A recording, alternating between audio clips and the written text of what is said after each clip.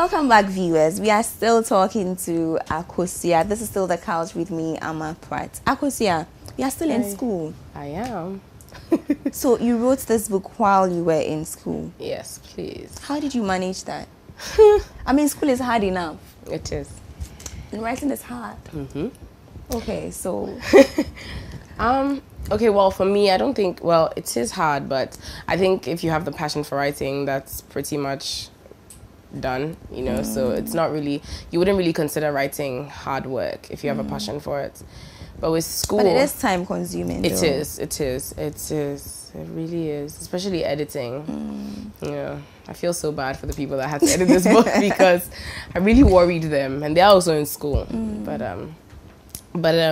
I think what's made it easier for me in school was the fact that my major is something that I love. I love what is that? Criminal justice. Okay. And the paralegal program. So it's pretty much like law. And it's so interesting. And when you're doing something that you love, it comes naturally. And you don't feel like you're really working hard, you know?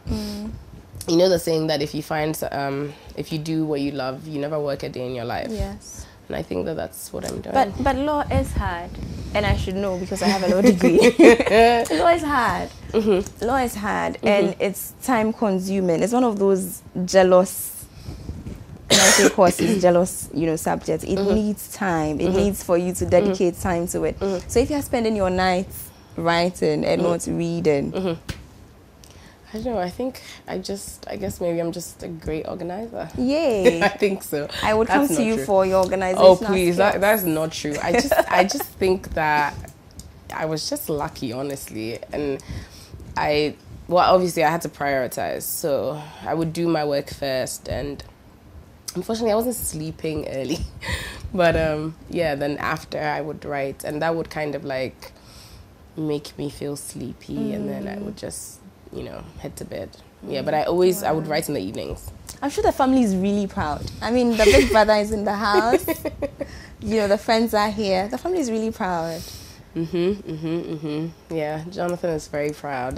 My little brother and my sister are very, very excited. My parents are very happy. My mom always says, to goodness so. My dad is also very, very proud. Yeah. So we should expect more books then? Hopefully, yes. That is the goal. More poetry, or this time you'd go into like a story, for instance. More poetry for now. Poetry. Novel. So you're a poet? In the words of Akosua Atuah, yes. Or poetess. Poetess. That is funny. Can I borrow it? Yes, you can. Great. How many copies did you print? 500. 500. Oh wow. Oh wow. 500 copies. Yeah. If I may, how many have you sold so far? Wow. This is a tough question. I think I've sold, because I have 200 in America on Amazon, and then I have 300 here. I've sold more than half here and more than half in America. So I have about half left.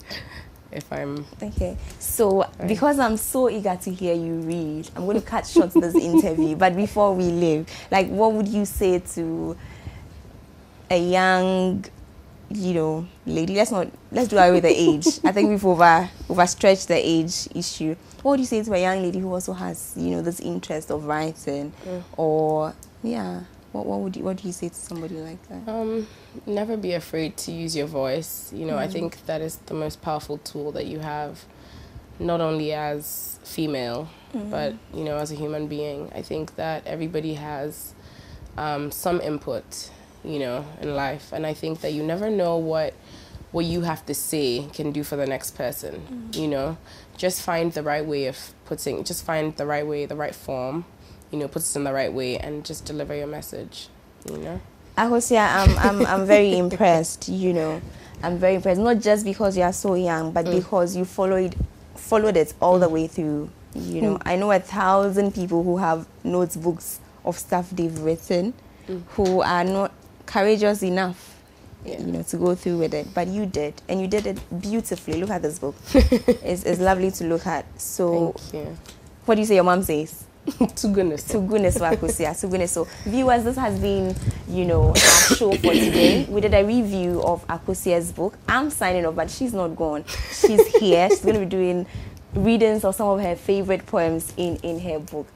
I hope you enjoyed our show. Stay tuned. There's more. This is the exciting bit, actually. But I am signing off. See you same time, same place with another review for The Couch. Bye. Okay, so this is one of the poems from my book Outburst, entitled Backyard Love. My love grows flowers where there are flaws, and laughter where there is sorrow. I will continue to pour my love in dark alleys and empty fields, so they grow thick gardens of lilies and orchids. I will send my love where it is welcome, and I will take it when it is no longer required. I will send it in poems, love stories, and sticky notes, but I will return home with my love, all beaten down and worn out, and clothe it and bathe myself in it. My love has to be good enough for me. And now I will be reading another one entitled Celtic Definition. Strength caused 2 loud cracks in my ribs when they told me. Actually, if I counted right, 3, following the shattering of the organ that is trapped in between my rib cage. Strength caused the kind of pain I feel when the illegal doctor gives me the wrong anesthesia right before surgery, or like you were stuck in a car crash with a heavy piece of metal cutting your inner thigh. Strength made me feel like my body was dividing into 2 parts and then 2 again. Strength took my very existence of living. No, correction, strength took my light. Strength made me face my worst nightmares on my worst of days. Strength made me know that I was always going to be okay. Strength never forgot to give a pep talk when talk was needed. Strength loved me. Strength loved me, spoke to me, adored me head to feet down.